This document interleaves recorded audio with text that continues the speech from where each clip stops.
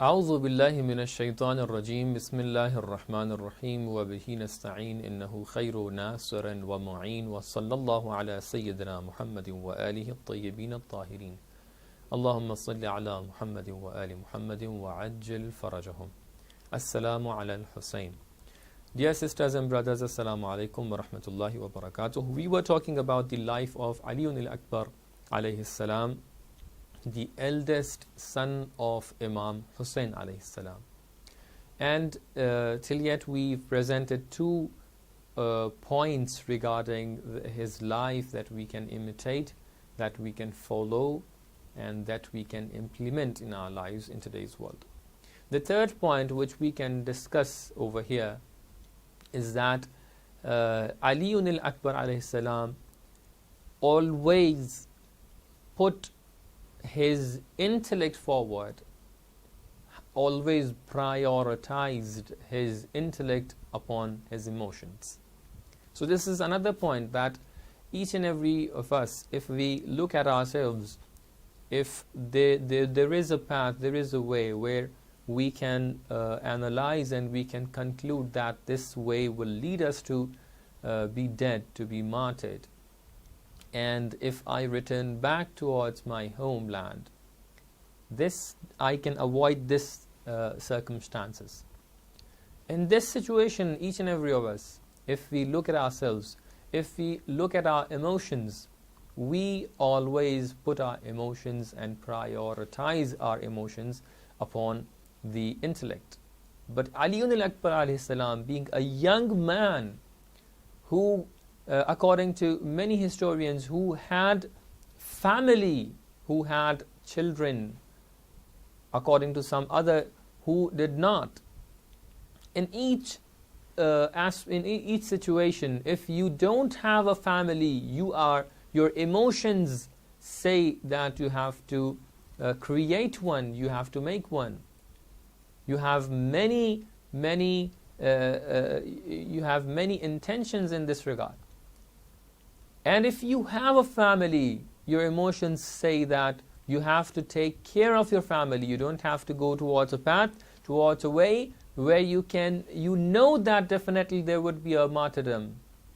So in this regard, when we look at the life of Ali al-Akbar, we see that if he would follow his emotions, he would have left Karbala and he would have returned to the Medina, but he never did so.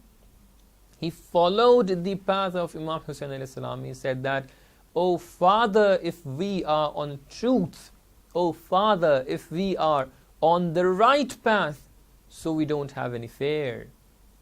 We don't have to scare. We don't have to be scared from any person, anything." So that's why we see that he followed his intellect, not his emotions. He followed, as I mentioned in the previous point, he followed his Imam. So there are two things which Allah subhanahu wa ta'ala gave us. Evidence which is apparent evidence in the form of the book of Allah, in the form of Imam of the time, in the form of prophets and like that. And there is another evidence, there is another Imam which Allah subhanahu wa ta'ala gave us, which is our intellect, our aql.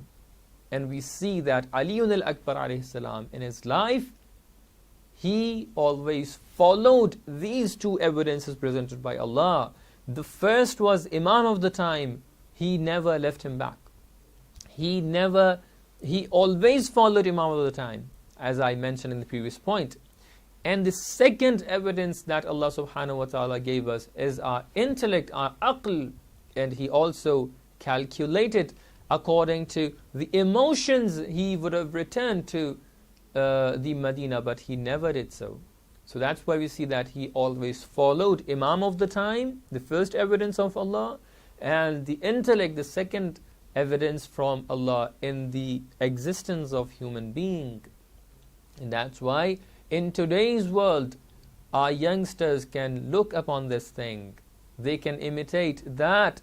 If they want to be successful in their life, they have to follow Ali al-Akbar alayhi salam in this aspect, that if there are two ways, and you can select one according to your emotions and the second one according to the evidences that Allah subhanahu wa ta'ala gave you. In this regard, if you want to be successful, because if we calculate, we can say that this world, what we are planning for, is only for 60, 70, 100 years. But what about the eternal life after this world? So every sane person, every intellect person, he would calculate that I have to look at the eternal life of mine, which will be after this world, not for this 60, 70, 100 years. So that's why we see that Ali al-Akbar alayhi salam in his life always followed the evidences presented by Allah subhanahu wa ta'ala. The first one was Imam of the time, and the second one was the intellect. He never followed his emotions. And this is the point and lesson that we can take from the life of Ali al-Akbar and implement in our lives in today's world, and practice upon this seerah of Ali al-Akbar.